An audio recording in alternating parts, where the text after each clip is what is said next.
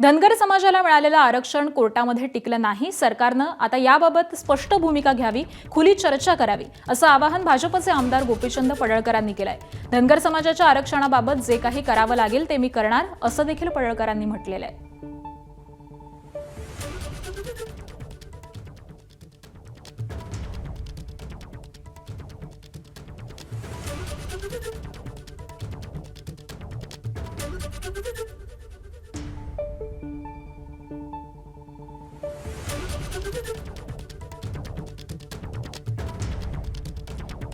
तर भाजपचे आमदार गोपीचंद पडळकरांनी हे आवाहन केलेलं आहे. धनगर आरक्षणासाठी सर्व काही करणार, असं देखील पडळकर यांनी म्हटलेलं आहे. सरकारनं धनगर आरक्षणाबाबत भूमिका ही स्पष्ट करावी, असं आवाहन हे भाजपचे आमदार गोपीचंद पडळकर यांनी केलंय.